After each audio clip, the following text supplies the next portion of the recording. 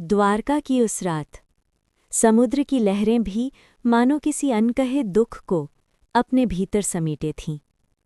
ये वो रात थी जब युद्ध निश्चित हो चुका था, पर मन अभी भी लड़ रहा था।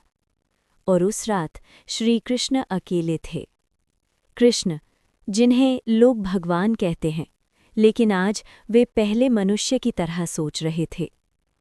क्या धर्म का मार्ग हमेशा रक्त से होकर ही जाता है? क्या सत्य की कीमत इतनी भारी होनी ही चाहिए? सुदर्शन पास था, पर हाथ नहीं बढ़ा, क्योंकि आज युद्ध बाहर नहीं, भीतर चल रहा था। उसी रात द्वारका के द्वार पर एक युवक आया। न उसके पास अस्त्र था, न कोई पहचान।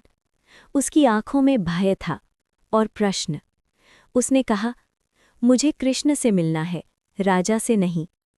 ये वाक्य द्वारका के गलियारों से सीधा कृष्ण के हृदय तक पहुंचा।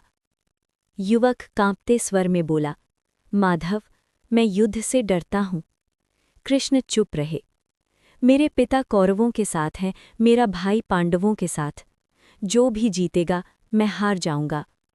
ये कोई शत्रु नहीं था, ये इतिहास में गुम हो जाने वाला एक साधारण मनुष्य था। अगर आप भगवान हैं, युवक बोला, तो इस युद्ध को रोक क्यों नहीं देते? ये प्रश्न कृष्ण ने हजारों बार सुना था, पर हर बार ये उतना ही भारी लगता था। कृष्ण बोले, क्योंकि जब अधर्म सत्ता बन जाता है, तब चुप रहना सबसे बड़ा पाप बन जाता है।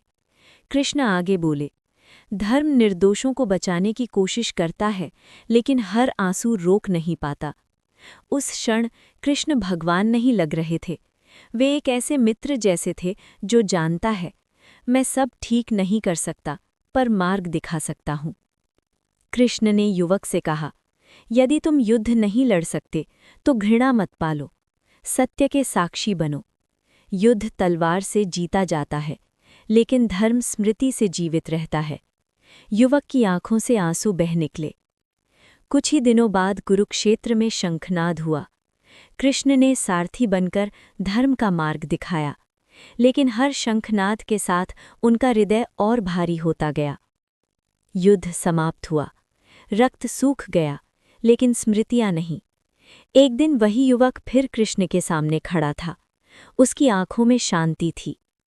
युवक बोला, मैंने किसी से घृणा नहीं की, मैंने केवल याद रखा।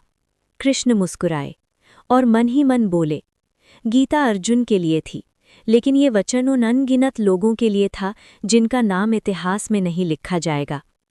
कृष्ण हमें ये नहीं सिखाते कि युद्ध कैसे जीता जाए, वे सिखाते हैं कि संघर्ष के बीच मनुष्य कैसे बना रहे। और शायद इसीलिए वे आज भी हमारे साथ हैं। राधे राधे।